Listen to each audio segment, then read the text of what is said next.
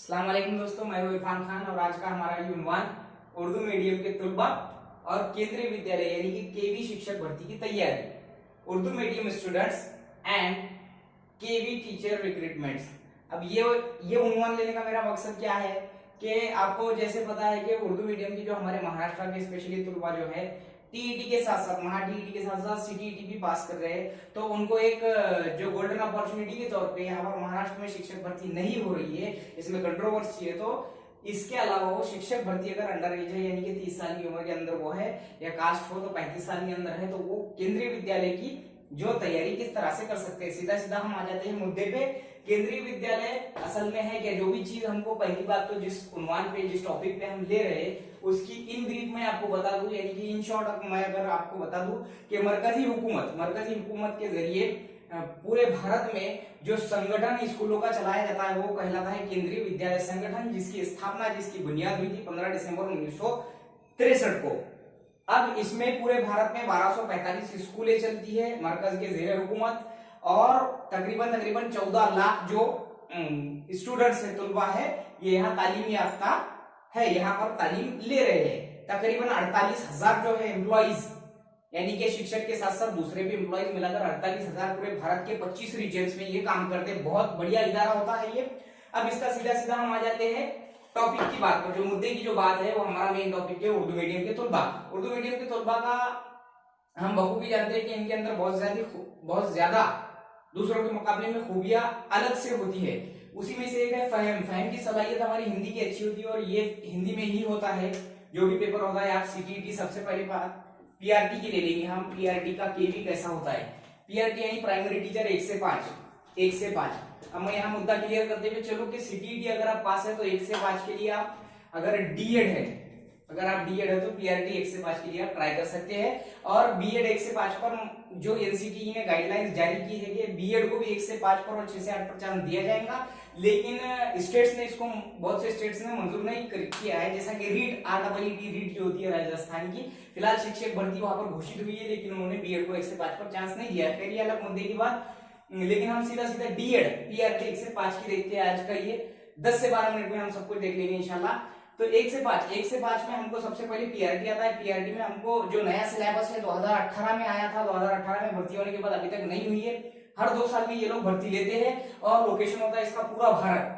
तो हमारे उर्दू वालों की हिंदी की जो फहम होता है बहुत अच्छा होता है। अगर हमने तैयारी की तो इसमें इंशाल्लाह हमारे बच्चे बहुत ज्यादा कामयाब हो सकते हैं। तो मौका मिलने के हिसाब से उनको गाइडेंस जरूरी होता है, जिसकी जो कमी हमारे बच्चों में खलती है। अब उसके बाद में हम देखेंगे मुद्दे की बात सबसे पहली कि इसका सिलेबस क्या होता है। सीटीईटी पास करने के बाद पीआरटी 1 से 5 अगर आप फॉर्म भरते हैं तो उसमें सबसे पहले सिलेबस में आता है पार्ट 1, जो मेन होता है 150 मार्क का पेपर होता है। ये पार्ट 1 जो होता है, ये जो पूरा पेपर होता है 150, जिसमें 2 पार्ट होते हैं। पार्ट 1 में क्या आता है, जो इंग्लिश यानी कि जनरल इंग्लिश और जनरल हिंदी। जनरल इंग्लिश और जनरल हिंदी ये 10-10 मार्क का होता है। उसके बाद में आ जाओ, general English general Hindi 10-10 mark का हो गया। उसके बाद में हो जाता है रीजनिंग, यानी कि हम जिसको ज़हनी आजमाइश कहते हैं, रीजनिंग हो जाता है ये 10 मार्क का। इसके बाद में आ जाओ, जो पेडागोजी होता है वो पेडागोजी यानी कि बच्चों की नफ्सियात, ये हो जाता है 20 मार्क का। उसके बाद में पेडागोजी के बाद में जो अगला होता है वो कंप्यूटर की जो बेसिक मालूमात होती है, बेसिक कंप्यूटर की मालूमात, ये होता है 10 मार्क के लिए। उसके बाद में हो जाता है जीके एंड करंट यानी कि जनरल नॉलेज, आम मालूमात और हालात हाजिरा, ये 10 मार्क का। 10 और 10 20, 30, 40, 50 और 20 70, ये हो गया पूरा की पूरा। हमको अगर हम देखें तो 70 मार्क का। पार्ट 1 इंग्लिश हिंदी में, जनरल इंग्लिश और जनरल हिंदी में ज्यादा कुछ भी नहीं पूछता है। जो हमारे आम मालूमात जो होती है हिंदी की या इंग्लिश की, जो भी आम जो चीजें होती है नॉलेज के हिसाब से या सब्जेक्ट के हिसाब से, वो पूछा जाता है एकदम नॉमिनल। लेकिन पढ़ाई हमको करनी ही होती है। इसके लिए क्या किया गया, इंग्लिश और हिंदी के लिए आपको मैं इसके पहले भी बताया हूँ कि अगर हम इंग्लिश की तैयारी कर रहे हैं तो आपको अलग अलग जो प्रकाशन होते हैं उसमें से लुसेंट का भी प्रकाशन बहुत अच्छा है, हिंदी के लिए भी लुसेंट बहुत बढ़िया है। उसके बाद में ये हो गया आम हिंदी यानी कि जनरल हिंदी और जनरल इंग्लिश जो होता है वो। उसके बाद आ जाता है रीजनिंग में जो है मंतक जो कहते हैं हम जिसको, मंतक और इस्तेदलाल जिसको हम तार्किक क्षमता हिंदी में कहते हैं, तार्किक क्षमता ये 10 मार्क के लिए होता है यहाँ पर। उसके बाद में जब पेडागोजी बच्चों की नफ्सियात, बच्चों की नफ्सियात के लिए आपको अलग अलग प्रकाशन मिलेंगे। उसके जो हिंदी के प्रकाशनों में अगर मैं बात करूं तो अरिहंत की आप सबसे best, one of the best प्रकाशन है पेडागोजी के लिए अरिहंत की, जो कि 20 मार्क के लिए पूछा जाता है। इसमें जो माहिर नफ्सियात के कौल पूछे जाते हैं, माहिर नफ्सियात के कौल, बच्चों की जो 1 से 5 के बच्चों की जो उम्र होती है वो 6 से 11 साल की होती है, उस पर पर्सनल रिस्पांस टाइप क्वेश्चन पूछे जाते हैं। हिंदी की प्रकाशन इसमें बहुत से हैं, जिसमें अरिहंत मैंने बताया आपको, उसके बाद में हमारा जो है लूसेंट भी आता है।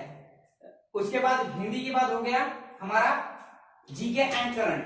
जीके एंड करंट जो होता है ये 10 मार्क का होता है। इसमें जनरल नॉलेज क्या होता है, आम मालूमात जो भी है, हमारे एटमॉस्फेयर में जो भी आम मालूमात होती है, जो हमारे फहमी में जो होती है, पढ़ने में आती है, ऐसी होती है। करंट अफेयर यानी हालात हाजिरा। हालात हाजिरा में क्या होता है, हालात हाजिरा यानी जो आजकल जो चल रहा है, केंद्रीय विद्यालय की अक्सर ये खासियत रही है 2015 में भी और 2018 में भी, 17 में भी जब हुआ था एग्जाम, तो उन्होंने करंट अफेयर जो पूछा था वो बिल्कुल एकदम नजदीक के पूछे गए थे। लेकिन जब करंट अफेयर 40 मार्क का हुआ करता था, अब सिर्फ जीके और करंट मिलाकर 10 मार्क का है। ये हो गया। इसमें 10 मार्क में ये सब आ जाएगा। पिछले जो 6 महीने के, 8 महीने के, 1 साल के जो करंट होते हैं वो पूछे जाते हैं। इसके अलावा आ जाओ हमारा जो अगला मुद्दा है, सबसे ये जो 70 मार्क का मैंने आपको डिवाइडेशन बताया, उसके बाद सबसे जो मेन टॉपिक आता है उसके बाद का पार्ट टू। पार्ट टू में क्या होता है, पार्ट टू में होता है सब्जेक्ट कंसर्न। सब्जेक्ट कंसर्न कहते हैं इसको, कंसर्न यानी सब्जेक्ट कंसर्न ये 80 मार्क का होता है। इसमें होता क्या है, सब्जेक्ट कंसर्न में ये होल आ जाएगा, यानी कि इसमें English, Hindi, general science, EVS और इसके अलावा जनरल मैथ्स,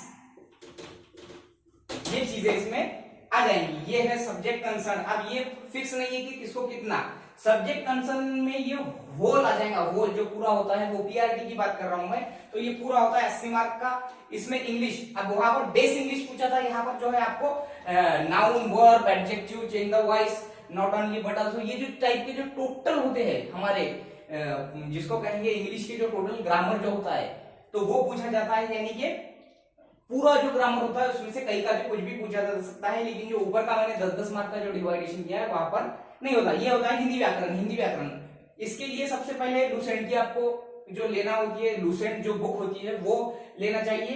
तो हिंदी के अंदर क्या पूछा जाता है, हिंदी के अंदर जैसा कि मराठी का अगर आपने ग्रामर देखेंगे या जो भी हर जबान का ग्रामर होता है वो पूरा, यहाँ पर सब्जेक्ट कंसर्न के अंदर हिंदी का पूरा ग्रामर जो है वो चाहे कितने भी बार के लिए पूछो, लेकिन पूछा जाता है डीप वाला जो भी। और इसके लिए आपको पढ़ना होगी हिंदी व्याकरण की। मैंने मेरा जहां तक जैसा ऑब्जर्वेशन है कि हिंदी व्याकरण के लिए भी लूसेंट की बहुत बढ़िया किताब अवेलेबल होती है। जनरल साइंस ये बहुत टफ होता है यहाँ पर।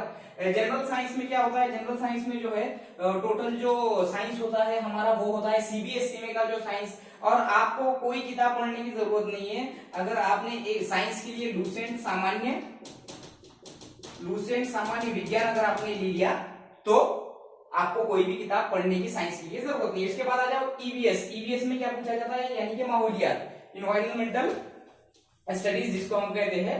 तो इसमें क्या होता है, इसमें क्या होता है ईवीएस में सिविक, यानी कि हम जिसको आम जबान में शहरियत कहते हैं, पॉलिटिकल साइंस यानी कि सियासियत जिसको हम कहते हैं, पॉलिटिक्स से रिलेटेड यानी कि सियासियत से रिलेटेड, सिविक, शहरियत। शहरियत में क्या पूछा जाता है, मकामी खुद मुख्तारी इदारे जो होते हैं उसके इलेक्शंस के बारे में, उसके जो एज होती है वो, चाहे वो हमारे देही हो, चाहे वो शहरी हो, या फिर जो संसद के बारे में। उसके बाद में जो संविधान होता है हमारा संविधान, इसके बारे में भी यहाँ पर पूछा जाता है ईवीएस में। उसके बाद में जो है वो हमारे आसपास के जो जीव जंतु जो होते हैं, यानी कि हम जिसको जानदार कहते हैं, तो इनके बारे में भी यहाँ पर ईवीएस में पूछा जाता है पीआरटी में। उसके बाद में आ जाओ संविधान हो गया, शहरियत हो गया, पॉलिटिकल हो गया, ये सब ईवीएस का हिस्सा। उसके बाद में आ जाओ जो जनरल जो मैथमेटिक्स होता है, मैथमेटिक्स में, जनरल मैथमेटिक्स में आपको आरएस अग्रवाल जो है ये सबसे बेस्ट किताब होगी।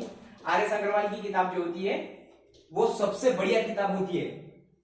तो आरएस अग्रवाल के जरिए आप मैथ्स कर सकते हैं। मैथ्स में क्या पूछा जाता है, अंकों का ज्ञान यानी कि आदाद का इल्म। उसके बाद में कसरे पूछी जाती है। उसके बाद में जो नफा नुकसान और जो नफा नुकसान के बाद में जो हमारा सूदे मुरक्कब, सूदे मुफर्रद, ये बेसिक चीजें पूछी जाती है, लेकिन यहाँ थोड़ा डिटेल्स में पूछा जाता है। ऊपर जैसा जो मैंने आपको रीजनिंग बताया, रीजनिंग जो 10 मार्क का होता है, रीजनिंग में क्या मंतक और इस्तदलाल, लेकिन यहाँ पर स्पेशल मैथ्स पूछा जाता है, जो हमारा मैथ्स होता है सीबीएसई टाइप का हो या हमारे इधर का हो, जिसको हम शॉर्ट ट्रिक्स के जरिए आर एस अग्रवाल की किताब के जरिए उसको हम पढ़ सकते हैं। अब रीजनिंग के लिए, ज़हनी आजमाइश के लिए आपको लूसेंट की जो है वो लेनी होगी।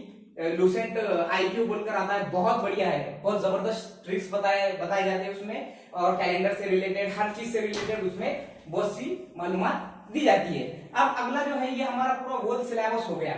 अब इसके बाद में सिलेबस के बाद में आखिरी बात मैं बताऊं कि उर्दू मीडियम की जो तुलबा है वो अक्सर ये चीज में कंफ्यूजन है कि मीडियम का मसला आएगा क्या। तो पूरे केंद्रीय विद्यालय के जो इम्तिहान होते हैं यहाँ पर कोई भी मीडियम को नहीं देखा जाता, सिर्फ एक शर्त होती है कि आप हिंदी और इंग्लिश में पढ़ाने के काबिल है क्या, पहली से 5वीं तक। तो सीधी सी बात है, हमारा डीएड है तो हम पढ़ा सकते हैं। तो लोकेशन आपको जरूरी नहीं है आप महाराष्ट्र के हैं तो महाराष्ट्र ही मिलेगा, चाहे आप मेरिट में आओ या कुछ भी हो।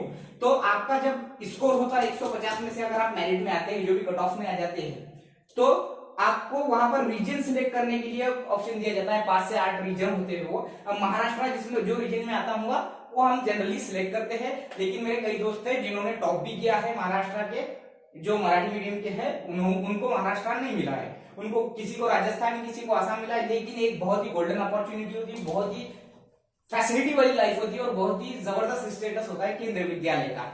तो मीडियम का कोई भी मसला नहीं आता है, और हमको ओवरऑल इंडिया टाइप पर की लोकेशन होती है। एज लिमिट जो लेडीज होती है, महिला होती है, उनको 10 साल बढ़ाकर होता है, और जनरल जो होता है ओपन वाला उसको 30 साल होता है, प्योर ओपन वाला जो जेंट्स होता है। तो ये तमाम चीजें थी उर्दू मीडियम के तलबा के लिए। मेरा बहुत दिनों से जो मन था कि ये इस मौजू पे मैं बनाऊं, आपको जैसा भी लगे, जो भी लगे, इससे पहले की भी वीडियो आप देखिए, और इस वीडियो में जो भी इंशाल्लाह जो भी पसंद आएगी बात, वो अपने कमेंट के जरिए मुझे जरूर बताइएगा। इसके साथ मैं अपना ये जो टॉपिक है वो खत्म करता हूँ। अस्सलाम वालेकुम।